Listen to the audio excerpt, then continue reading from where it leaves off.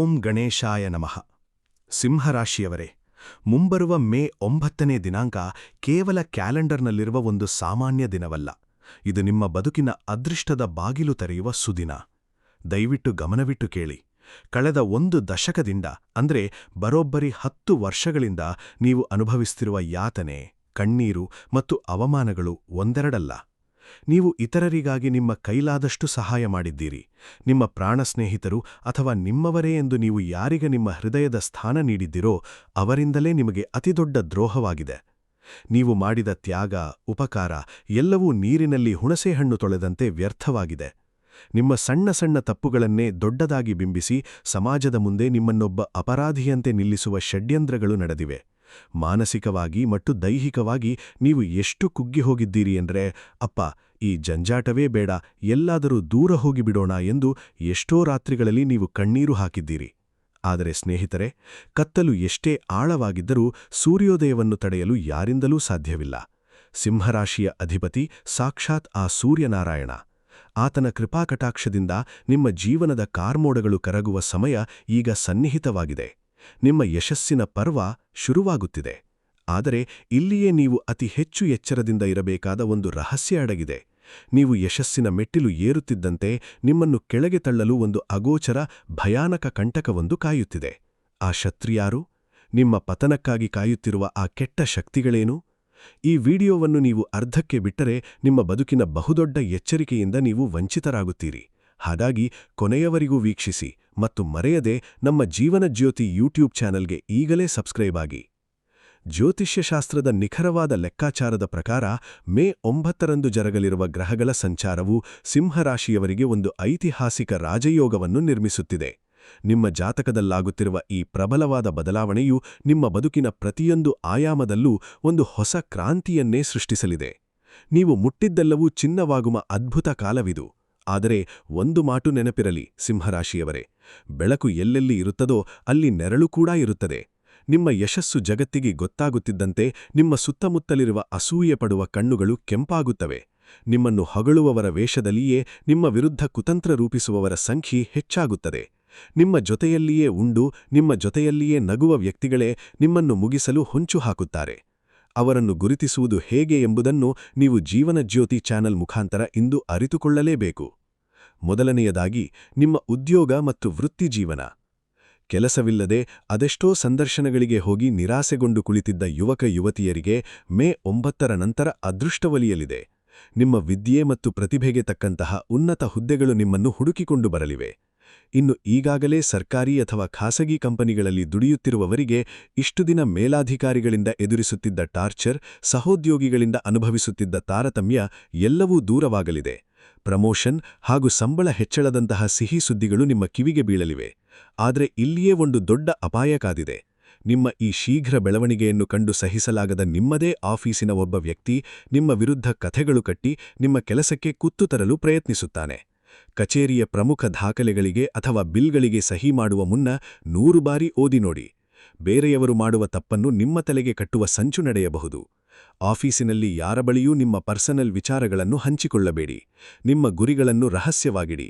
ನಿಮ್ಮ ಮೌನವೇ ನಿಮ್ಮ ರಕ್ಷಣಾ ಕವಚ. ಎರಡನೆಯದಾಗಿ, ವ್ಯಾಪಾರ ಮತ್ತು ವ್ಯವಹಾರದ ವಿಚಾರ. ಸ್ವಂತ ಉದ್ಯಮ ಅಥವಾ ವ್ಯಾಪಾರ ಮಾಡುತ್ತಿರುವ ಸಿಂಹರಾಶಿಯವರಿಗೆ ಇದೊಂದು ಸುವರ್ಣಕಾಲ. ಕಳೆದೆಲ್ಲಾ ವರ್ಷಗಳಿಂದ ಬಿದ್ದಿದ್ದ ಆರ್ಥಿಕ ಪೆಟ್ಟುಗಳು, ಮಾರುಕಟ್ಟೆಯಲ್ಲಿನ ನಷ್ಟಗಳು ಈಗ ಸಂಪೂರ್ಣವಾಗಿ ಮಾಯವಾಗಲಿವೆ. ನೀವು ಕೈಹಾಕುವ ಹೊಸ ಯೋಜನೆಗಳು 100ಕ್ಕೆ 100ರಷ್ಟು ಯಶಸ್ಸು ಕಾಣುತ್ತವೆ. ಹೊಸ ಗ್ರಾಹಕರು, ಬೃಹತ್ ಒಪ್ಪಂದಗಳು ತಾವಾಗೆಯೇ ಒದಗಿ ಬರುತ್ತವೆ. ನಿಮ್ಮ ಎದುರಾಳಿಗಳು ನಿಮ್ಮ ಈ ಬೆಳವಣಿಗೆಯನ್ನು ಕಂಡು ದಂಗಾಗುತ್ತಾರೆ. ಆದರೆ ವ್ಯಾಪಾರದಲ್ಲಿ ದುಡ್ಡು ಬರುತ್ತಿದೆ ಎಂದು ಗೊತ್ತಾದ ಕ್ಷಣ ದುಡುಕಿ ನಿರ್ಧಾರಗಳನ್ನು ತೆಗೆದುಕೊಳ್ಳಬೇಡಿ. ಯಾರೋ ಹೇಳುತ್ತಾರೆ ಎಂದು ಪರಿಚಯವಿಲ್ಲದ ಕ್ಷೇತ್ರಗಳಲ್ಲಿ ಕೋಟಿಗಟ್ಟಲೆ ಬಂಡವಾಳ ಹೂಡಬೇಡಿ. ಹಾಗೆಯೇ ನಿಮ್ಮ ವ್ಯವಹಾರದ ಗುಟ್ಟುಗಳನ್ನು, ಲಾಭದ ಲೆಕ್ಕಗಳನ್ನು ನಿಮ್ಮ ಕೆಲಸಗಾರರ ಬಳಿ ಬಿಟ್ಟುಕೊಡಬೇಡಿ. ನೀವು ಅತ್ಯಂತ ನಿಷ್ಠಾವಂತರು ಎಂದು ನಂಬಿರುವವರೇ ನಿಮ್ಮ ಎದುರಾಳಿಗಳ ಜೊತೆ ಕೈಜೋಡಿಸಿ ನಿಮ್ಮ ವ್ಯಾಪಾರವನ್ನು ಮುಳುಗಿಸಲು ಯತ್ನಿಸುವ ಅಪಾಯವಿದೆ.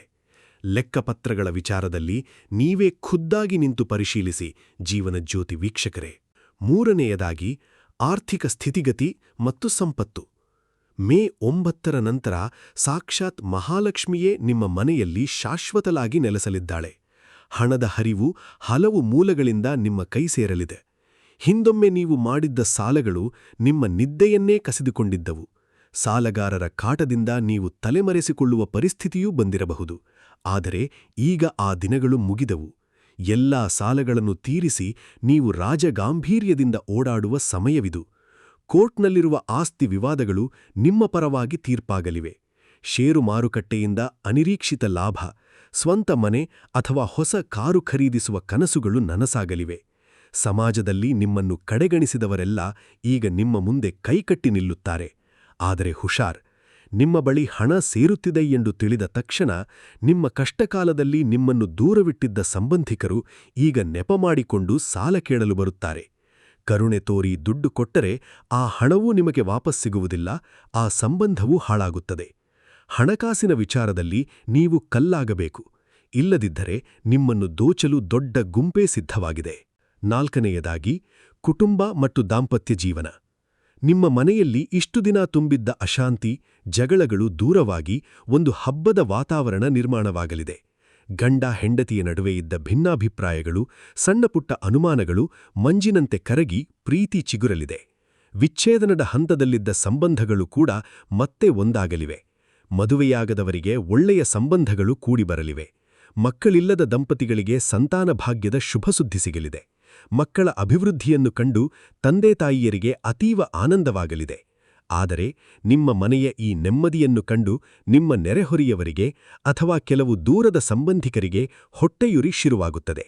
ಅವರು ನಿಮ್ಮ ಮನೆಯೊಳಗೆ ಪ್ರವೇಶಿಸಿ ಗಂಡನ ಬಗ್ಗೆ ಹೆಂಡತಿಗೆ, ಹೆಂಡತಿಯ ಬಗ್ಗೆ ಗಂಡನಿಗೆ ಸುಳ್ಳುಗಳನ್ನು ಹೇಳಿ ಸಂಸಾರ ಒಡೆಯುವ ನೀಚ ಕೆಲಸಕ್ಕೆ ಕೈಹಾಕುತ್ತಾರೆ. ನಿಮ್ಮ ಮನೆಯ 4 ಗೋಡೆಗಳ ನಡುವೆ ನಡೆಯುವ ಯಾವುದೇ ವಿಚಾರವನ್ನು ಬೀದಿಗೆ ತರಬೇಡಿ. 3ನೇ ವ್ಯಕ್ತಿಗೆ ನಿಮ್ಮ ಮನೆಯ ವಿಚಾರದಲ್ಲಿ ಹಸ್ತಕ್ಷೇಪ ಮಾಡಲು ಎಂದಿಗೂ ಅವಕಾಶ ಕೊಡಬೇಡಿ. 5ನೆಯದಾಗಿ, ಆರೋಗ್ಯದ ವಿಚಾರ. ಸಿಂಹರಾಶಿಯವರು ಮೂಲತಃ ಹೋರಾಟಗಾರರು. ಆದರೆ ನಿರಂತರವಾದ ಒತ್ತಡ, ಆತಂಕದಿಂದಾಗಿ ಇತ್ತೀಚೆಗೆ ನಿಮ್ಮ ಆರೋಗ್ಯ ಹದಗೆಟ್ಟಿತ್ತು. ನಿದ್ರಾಹೀನತೆ, ಬಿಪಿ, ಬೆನ್ನುನೋವು ಅಥವಾ ಹೊಟ್ಟೆಗೆ ಸಂಬಂಧಿಸಿದ ಕಾಯಿಲೆಗಳು ನಿಮ್ಮನ್ನು ಕಾಡುತ್ತಿದ್ದವು.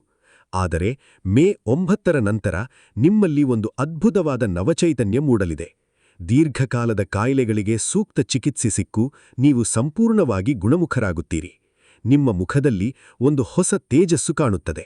ಆದರೆ ಆರೋಗ್ಯ ಸ್ವಲ್ಪ ಸುಧಾರಿಸಿದ ತಕ್ಷಣ ಮಾತ್ರೆಗಳನ್ನು ನಿಲ್ಲಿಸುವುದು ಅಥವಾ ಪಥ್ಯವನ್ನು ಮೀರುವುದು ಮಾಡಬೇಡಿ. ವಾಹನ ಚಾಲನೆ ಮಾಡುವಾಗ ಅತಿಯಾದ ವೇಗ ಬೇಡ, ಏಕೆಂದರೆ ನಿಮ್ಮ ಏಳಿಗೆಯನ್ನು ಸಹಿಸದವರ ಕೆಟ್ಟ ದೃಷ್ಟಿ ನಿಮ್ಮ ಮೇಲಿರುತ್ತದೆ. ಇದರಿಂದ ಸಣ್ಣಪುಟ್ಟ ಅಪಘಾತಗಳಾಗುವ ಲಕ್ಷಣಗಳಿವೆ. ಹೊರಗಡೆ ತಿನ್ನುವುದನ್ನು ಕಡಿಮೆ ಮಾಡಿ ಮತ್ತು ಸದಾ ನಿಮ್ಮ ಕುಲದೇವರ ಸ್ಮರಣೆಯಲ್ಲಿರಿ. ಜೀವನ ಜ್ಯೋತಿ ವೀಕ್ಷಕರೇ, ಆಧ್ಯಾತ್ಮಿಕ ವಿಚಾರ ಮತ್ತು ಅತಿ ಮುಖ್ಯವಾದ ಎಚ್ಚರಿಕೆ. ಈ ಸಮಯದಲ್ಲಿ ನಿಮ್ಮ ಒಳಮನಸ್ಸು ಜಾಗೃತವಾಗುತ್ತದೆ. ನಿಮಗೆ ಏನು ಸರಿ, ಏನು ತಪ್ಪು ಎಂಬುದನ್ನು ನಿಮ್ಮ ಅಂತರಾಳವೇ ಸ್ಪಷ್ಟವಾಗಿ ಹೇಳುತ್ತದೆ. ದಾನ ಧರ್ಮದ ಕಡೆಗೆ ಒಲವು ಹೆಚ್ಚಾಗುತ್ತದೆ. ಪುಣ್ಯಕ್ಷೇತ್ರಗಳ ದರ್ಶನ ಮಾಡುತ್ತೀರಿ. ಆದರೆ ನಾನು ಮಾಡಿದೆ, ನನ್ನಿಂದಲೇ ಇದೆಲ್ಲ ಸಾಧ್ಯವಾಯಿತು ಎಂಬ ಅಹಂಕಾರ ನಿಮ್ಮ ತಲೆಗೇರಬಾರದು. ದೈವಭಕ್ತಿ ಎನ್ನುವುದು ಪ್ರದರ್ಶನಕ್ಕಲ್ಲ, ಅದು ನಿಮ್ಮ ಆತ್ಮಶುದ್ಧಿಗಾಗಿ ಇರಬೇಕು. ಸಿಂಹರಾಶಿಯವರ ಮೂಲ ಗುಣವೆಂದರೆ ನಾಯಕತ್ವ ಮತ್ತು ಶೌರ್ಯ. ಆದರೆ ನಿಮ್ಮಲ್ಲಿರುವ ಒಂದು ದೊಡ್ಡ ದೌರ್ಬಲ್ಯವೆಂದರೆ ನಿಮ್ಮ ಕೋಪ ಮತ್ತು ಹಠ. ಮೇ 9ರ ನಂತರ ನಿಮಗೆ ಸಿಗುವ ಯಶಸ್ಸು ನಿಮ್ಮ ಕೋಪವನ್ನು ಮತ್ತಷ್ಟು ಪ್ರಚೋದಿಸುವ ಅಪಾಯವಿದೆ. ನಿಮ್ಮ ಶತ್ರುಗಳು ನಿಮ್ಮನ್ನು ನೇರವಾಗಿ ಎದುರಿಸಲು ಸಾಧ್ಯವಿಲ್ಲ. ಹಾಗಾಗಿ ಅವರು ನಿಮ್ಮ ಕೋಪವನ್ನೇ ನಿಮ್ಮ ವಿರುದ್ಧ ಅಸ್ತ್ರವಾಗಿ ಬಳಸಲು ಕಾಯುತ್ತಿದ್ದಾರೆ. ನಿಮ್ಮನ್ನು ಉದ್ದೇಶಪೂರ್ವಕವಾಗಿ ರೇಗಿಸಿ ನೀವು ಸಾರ್ವಜನಿಕವಾಗಿ ಕೋಪಗೊಂಡು ತಪ್ಪು ನಿರ್ಧಾರಗಳನ್ನು ತೆಗೆದುಕೊಳ್ಳುವಂತೆ ಮಾಡುವುದು ಅವರ ಮುಖ್ಯ ಉದ್ದೇಶ. ನೀವು ಒಮ್ಮೆ ಕೋಪದ ಭರದಲ್ಲಿ ನಿಯಂತ್ರಣ ಕಳೆದುಕೊಂಡರೆ ನಿಮ್ಮ ಮರ್ಯಾದೆ, ವೃತ್ತಿ ಎಲ್ಲವೂ ಮಣ್ಣು ಪಾಲಾಗುತ್ತದೆ. ಯಾರು ಎಷ್ಟೇ ಕೀಳಾಗಿ ಮಾತನಾಡಿದರೂ ಮುಗುಲನ್ನು ಸುಮ್ಮನಾಗುವ ಕಲೆಯನ್ನು ನೀವು ಕಲಿಯಲೇಬೇಕು. ಅಂತಿಮವಾಗಿ ಕೆಲವು ಪರಿಹಾರಗಳು. ಈ ರಾಜಯೋಗದ ಸಂಪೂರ್ಣ ಲಾಭವನ್ನು ಪಡೆಯಲು ಪ್ರತಿದಿನ ಮುಂಜಾನೆ ಸೂರ್ಯೋದಯಕ್ಕೂ ಮುನ್ನ ಏಳಿ. ಶುಚಿಯಾಗಿ ತಾಮ್ರದ ಪಾತ್ರೆಯಲ್ಲಿ ನೀರು, ಸ್ವಲ್ಪ ಕುಂಕುಮ ಮತ್ತು ಕೆಂಪು ಹೂಗಳನ್ನು ಹಾಕಿ ಸೂರ್ಯದೇವನಿಗೆ ಅರ್ಘ್ಯವನ್ನು ಅರ್ಪಿಸಿ. ಭಾನುವಾರದ ದಿನ ಆದಿತ್ಯ ಹೃದಯ ಸ್ತೋತ್ರವನ್ನು ಪಠಿಸಿ. ಸಾಧ್ಯವಾದಷ್ಟು ಕೆಂಪು ಅಥವಾ ಕಿತ್ತಳೆ ಬಣ್ಣದ ಬಟ್ಟೆಗಳನ್ನು ಧರಿಸಿ. ಗೋಮಾತೆಗೆ ಬೆಲ್ಲ ಮತ್ತು ಗೋಧಿಯನ್ನು ತಿನ್ನಿಸಿ. ತಂದೆ ತಾಯಿಯರ ಪಾದ ಮುಟ್ಟಿ ಆಶೀರ್ವಾದ ಪಡೆಯಿರಿ. ಈ ಸಣ್ಣ ಪರಿಹಾರಗಳು ನಿಮ್ಮ ಸುತ್ತಲೂ ಒಂದು ಅಗೋಚರ ರಕ್ಷಾ ಕವಚವನ್ನು ನಿರ್ಮಿಸುತ್ತವೆ.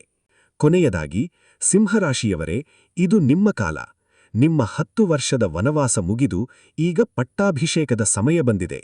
ಯಾರು ನಿಮ್ಮನ್ನು ತುಳಿಯಲು ಪ್ರಯತ್ನಿಸಿದರು ಎಂಬುದನ್ನು ಮರೆಯಬೇಡಿ, ಆದರೆ ಅವರ ಮೇಲೆ ಸೇಡು ತೀರಿಸಿಕೊಳ್ಳುವ ಬುದ್ಧಿ ಬೇಡ. ನಿಮ್ಮ ಅಭಿವೃದ್ಧಿಯೇ ಅವರಿಗೆ ಅತಿ ದೊಡ್ಡ ಶಿಕ್ಷೆಯಾಗಬೇಕು. ಮುಂದೆ ಬರುವ ಪ್ರತಿದಿನವೂ ನಿಮ್ಮ ಪಾಲಿಗೆ ದೀಪಾವಳಿಯಾಗಲಿ ಎಂದು ನಾವು ಹಾರೈಸುತ್ತೇವೆ. ವಿಡಿಯೋವನ್ನು ಕೊನೆಯವರೆಗೂ ಆಲಿಸಿದ್ದಕ್ಕಾಗಿ ನಿಮಗೆ ಹೃತ್ಪೂರ್ವಕ ಧನ್ಯವಾದಗಳು.